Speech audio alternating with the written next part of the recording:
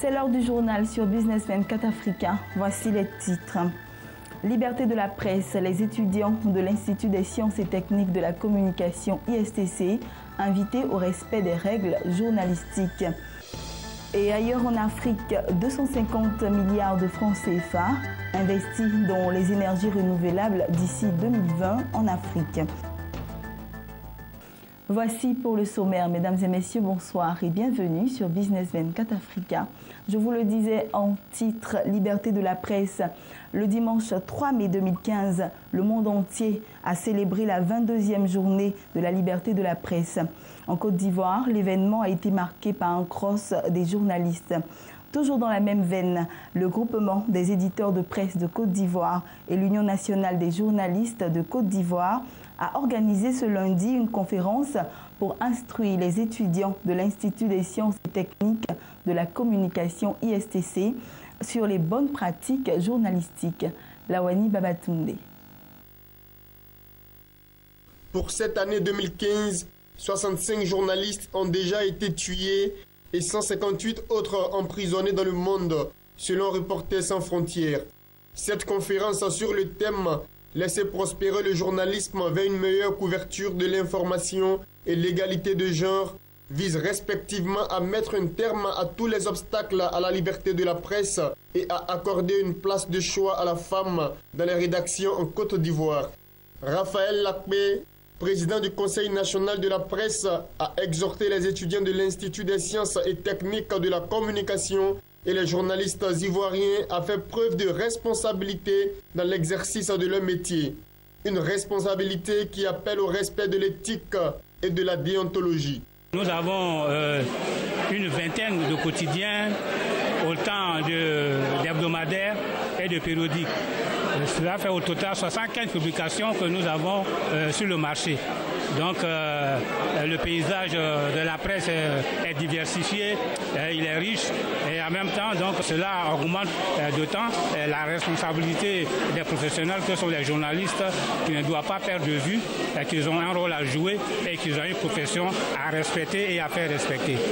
Depuis 2 ans, nous avons entrepris de faire une régulation économique, c'est-à-dire de nous interroger sur la santé effective des entreprises de presse, veiller sur les conditions de travail qui sont faites aux journalistes. Parce que nous estimons que si les entreprises de presse sont viables, et si elles sont bien gérées, et que les journalistes sont bien payés, en tout cas la presse gagnera en qualité. Rosine Diodin, ancienne journaliste au quotidien Fraternité Matin, a quant à elle invité ses consoeurs à ne pas se sous-estimer dans les rédactions et à s'imposer par le travail. Seul gage pour elle d'occuper les postes de responsabilité. La place de la femme dans les médias ivoiriens depuis des années, c'est peu. Et il est temps qu'on valorise. Et comme je l'ai dit dans ma conférence, quand les femmes se lèveront dans la presse sera plus épanouie, plus développée. Le journalisme est un métier éminemment féminin. Les qualités que la femme a, c'est ces qualités-là qu'on demande même pour exercer ce métier. Donc il faut qu'elles soient nombreuses dans ce métier, qu'elles se valorisent elles-mêmes au sein des rédactions. À travers cette conférence, le groupement des éditeurs de presse de Côte d'Ivoire et l'Union nationale des journalistes de Côte d'Ivoire entendent sensibiliser les futurs professionnels de la presse aux bonnes pratiques journalistiques. Organiser une telle conférence parce que c'est la problématique même de la presse aujourd'hui en Côte d'Ivoire, entre l'exercice de la profession et les entraves qui sont posées tous les jours sur le chemin de l'exercice de ce métier. Il nous était important justement de faire le point à la faveur de cette journée mondiale de la liberté de la presse pour voir naturellement le chemin déjà parcouru, les efforts qui ont été faits, mais surtout les conditions dans le libre exercice de la profession des journalistes. Et de notre point de vue, les étudiants qui sont de futurs journalistes, puisqu'ils sont pour l'instant en formation à l'ISTC, étaient la cible idéale pour faire passer ce message à plus de responsabilisation dans l'exercice du métier de journaliste.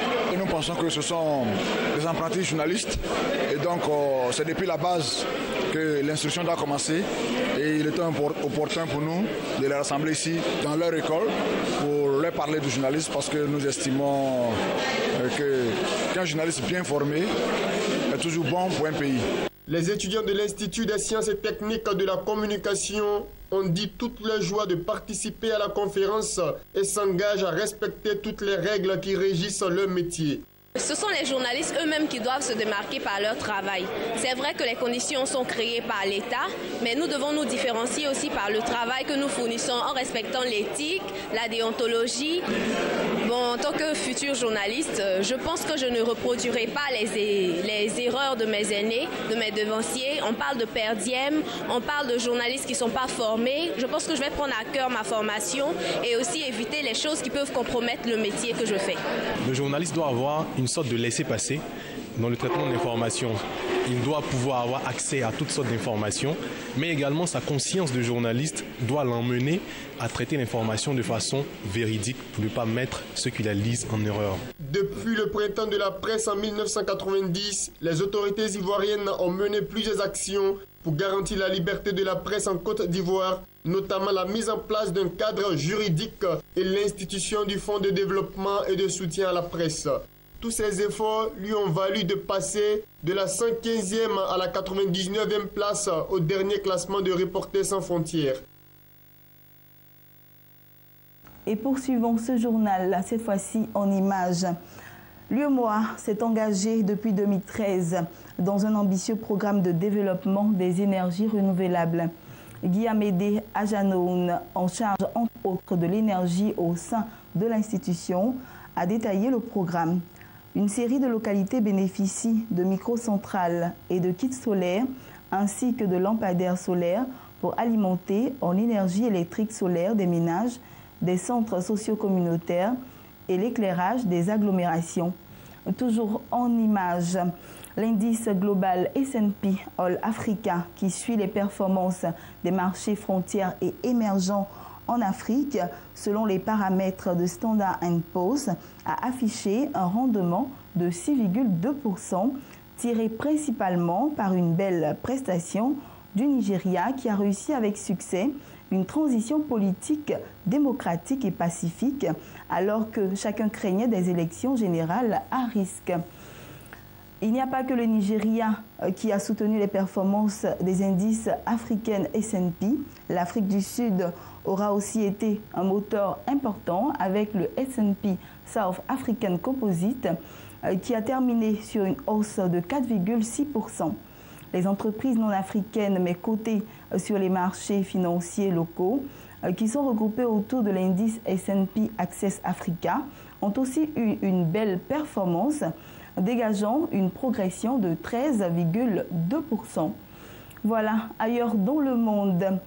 Partant en Belgique, d'après une étude, l'activité portuaire a des retombées économiques plus importantes qu'on le pense.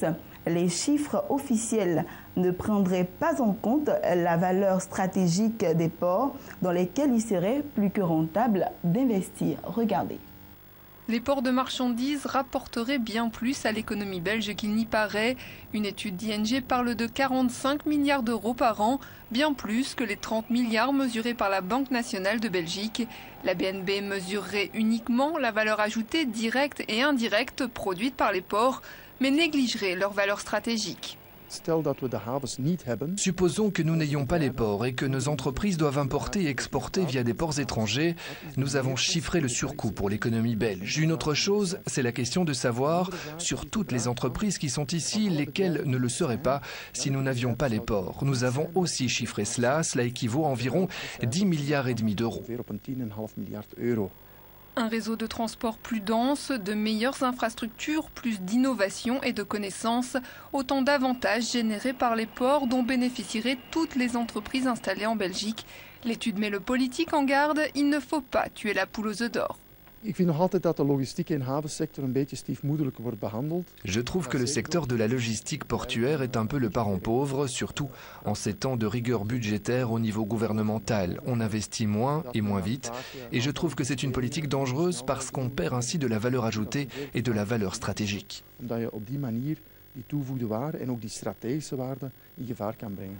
Theo Notebaum recommande de développer des formations plus spécifiques, d'accroître la visibilité du secteur portuaire et d'encourager l'émergence de clusters à proximité des ports. Nous plaidons pour un système où les ports profiteraient des avantages économiques mais aussi écologiques générés par le clustering. En rassemblant les sociétés, on pourrait par exemple utiliser la chaleur dégagée par une entreprise comme matière première pour une autre entreprise. Cette économie circulaire devrait, selon ce professeur, s'avérer bénéfique pour notre réseau portuaire. Je vous propose à présent l'information économique en bref. L'État belge ne devra pas payer de dommages à l'assureur chinois Ping An. Ce dernier réclamait à notre pays, via une cour d'arbitrage internationale, 2 milliards d'euros en compensation des dommages subis lors du démantèlement de Fortis. Mais sa plainte a été rejetée. Il y a 8 ans, Ping An avait investi dans Fortis qui recherchait des fonds après la reprise d'ABN AMRO. Lorsque Fortis a implosé, l'assureur chinois avait perdu son investissement. La société espérait donc une compensation de l'État belge. C'est un jugement qui pourrait faire date. Un chauffeur d'Uber a été reconnu coupable ce lundi devant le tribunal de police de Bruxelles d'infraction à la réglementation relative au transport rémunéré de personnes. Il s'agissait de la première citation en justice d'un conducteur Uber depuis l'arrivée de cette société américaine à Bruxelles, mais plus de 30 dossiers du même type sont toujours à l'information ou à l'instruction. Le chauffeur condamné a bénéficié d'une suspension du prononcé étant donné qu'il n'a pas d'antécédent judiciaire, mais son véhicule a été saisi. L'unité 1 de la centrale de Tihange ne tourne plus qu'à 50% de sa capacité de production. En cause, un incident survenu ce lundi matin dans une partie non nucléaire de la centrale, à savoir le déclenchement d'un disjoncteur au poste haute tension d'Elia à Gramme. Cela a entraîné l'arrêt de la turbine et en conséquence l'ouverture d'une soupape de sécurité pour évacuer la vapeur d'eau. L'incident n'a pas eu d'impact sur les travailleurs ni sur l'environnement. Les tests en vue d'une remise en route totale de l'unité, qui est d'une capacité de 962 MW, devraient débuter mardi après-midi. Et voilà, ceci met un point final à ce temps d'information. Bonne suite de programme sur Business 24 Africa et surtout, portez-vous bien.